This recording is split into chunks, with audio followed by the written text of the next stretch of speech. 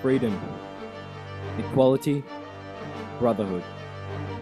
Three words that would forever go down in history as the cry that united the thousands of the impoverished in France of the late 18th century. From the countless heads chopped off by the final judgment of the guillotine, to declaration upon declaration empowering the common man, the French Revolution called for change. Of the revolutionaries that fought tirelessly, striving for a world that they could call their own, absent of king or rule. Of the terror they invoked upon those that stained the nation's future. Their chants that once echoed the streets of Paris have shaped the France it is today. In this, the French Revolution would unmistakably and irreversibly change the world.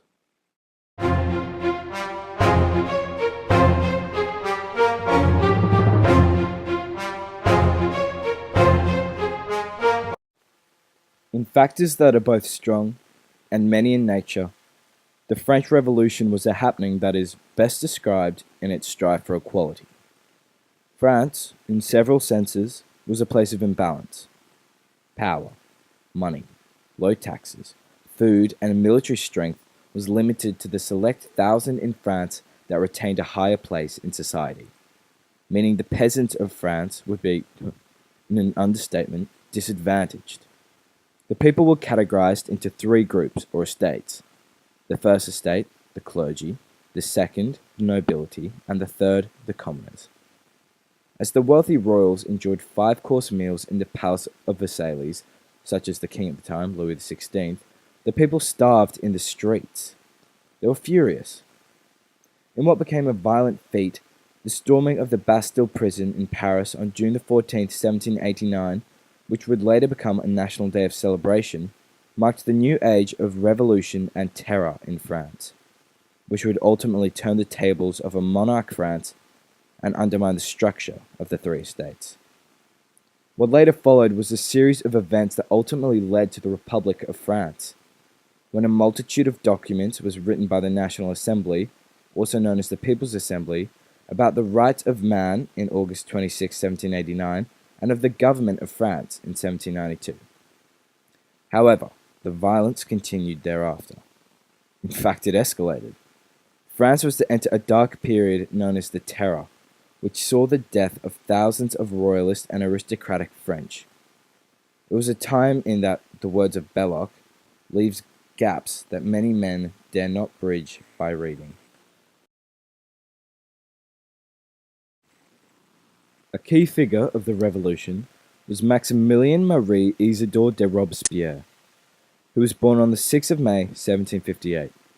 He grew up facing great tragedy, with his mother dying when he was 6 and his father abandoning his family soon after. Robespierre followed in his father's footsteps and became a lawyer, and was famous for defending the poor.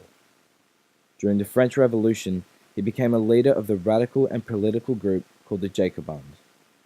Robespierre originally was against the brutality and murder that the French Revolution would bring, but later accepted this fact and abused it greatly. Robespierre sent 40,000 people to be executed, including King Louis XVI and Marie Antoinette. The guillotine is a tall frame in which a heavy angled blade weighing over 40 kilos is suspended at the top of a 4-meter frame.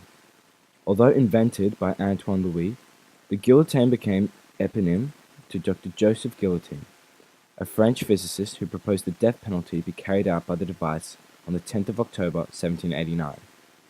Given that he originally opposed capital punishment, the death penalty, his proposition suggested a quick and humane method, decapitation. The guillotine was linked with the terror in France and the fear that if you were sentenced, you would face execution by the guillotine. The guillotine was even nicknamed the National Razor. The Death of Marat, painted by Jacques-Louis David, regarded one of the most famous paintings of the terror in France, depicts the assassination of revolutionary leader Jean-Paul Marat. He lies in a bathtub, recently murdered by Charlotte Corday. It was of his death that caused the rapid increase in executions by the guillotine to eliminate all possible enemies of the revolution. When a more conservative group took over, Robespierre and his counterparts ironically became victim to the same guillotine that he himself had sent many to. This ended the Reign of Terror in France.